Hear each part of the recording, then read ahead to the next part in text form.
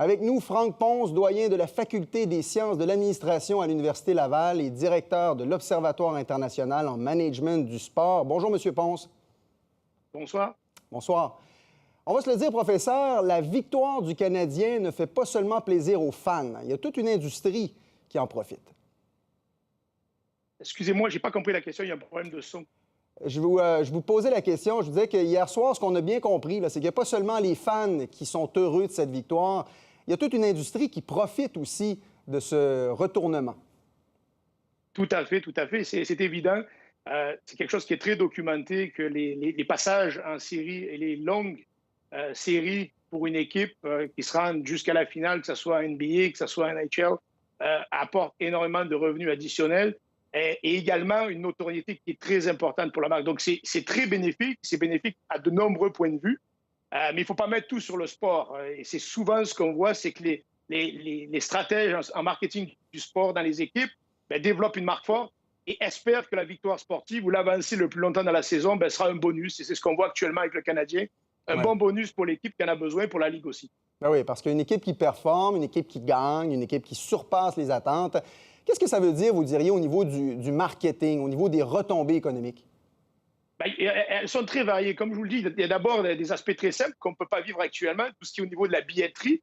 À Montréal, on le vit plus difficilement avec les suites de la pandémie. En tout cas, on a plus de spectateurs, mais on est bien en deçà des sommes énormes qui seraient rapportées au Centre Bell. Par contre, tous les produits dérivés, on voit une augmentation très marquante. La plupart des études qui ont été faites, à Montréal, les études datent depuis longtemps parce qu'on n'est pas allé aussi loin depuis 1993, mais ce qu'on voit, on l'a vu avec les Raptors, on l'a vu avec les Blues de Saint-Louis. On voit des augmentations marquées des dépenses, notamment en produits dérivés, comme vous l'avez dit, parce que, en fait, au-delà des fans classiques, je dirais, de l'équipe qui s'impliquent et qui restent fidèles à leur...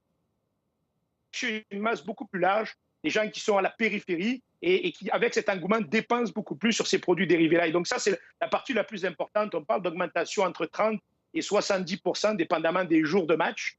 Et donc, cet aspect-là est clé. Les commanditaires vont également rentrer en jeu. Vous allez voir dans les années qui viennent, on va se rapprocher parce que l'équipe bénéficie en fait de cette visibilité additionnelle et surtout de l'engouement public à une époque où on en a bien besoin. Les sponsors vont se rapprocher également, bien entendu. Et professeur Ponce, qu'est-ce que ça veut dire en termes de retombées, là, si on élargit un peu aux retombées que ça représente pour Montréal, pour le Québec en général? Bien, pour les villes, comme je vous dis, les dernières études qu'on voit, elles sont très variables.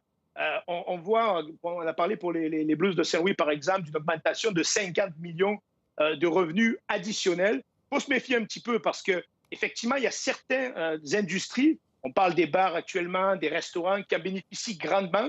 Les gens sortent beaucoup plus. On peut passer aussi aux gens qui regardent le match en groupe. Leur mini-Super Bowl, c'est notre mini-Super Bowl à l'heure actuelle, dépense beaucoup dans des aussi grosses quantités. Par contre, les revenus additionnels qu'on voit d'habitude, notamment au niveau des hôtels, avec beaucoup de déplacements qui attirent des foules, ça, on le voit moins à cause de la pandémie. Mais c'est des sommes très importantes.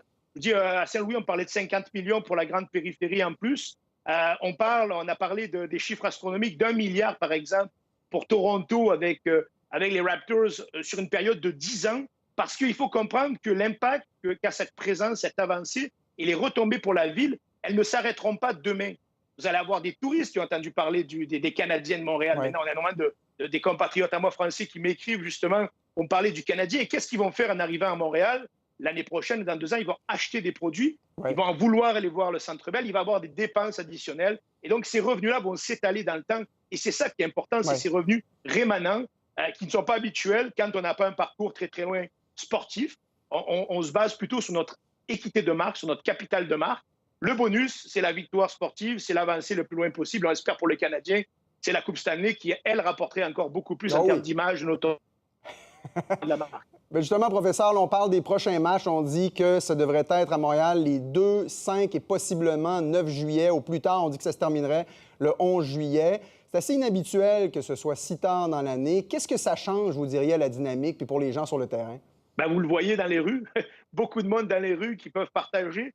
Beaucoup de fêtes aussi chez des gens, dans les cours arrière, des gens très créatifs qui regardent le match. La période estivale, elle est déjà propice à se retrouver, à partager, à dépenser. Elle est encore plus propice cette année parce qu'on sort d'une pandémie qui a duré 18 mois où les gens veulent se retrouver.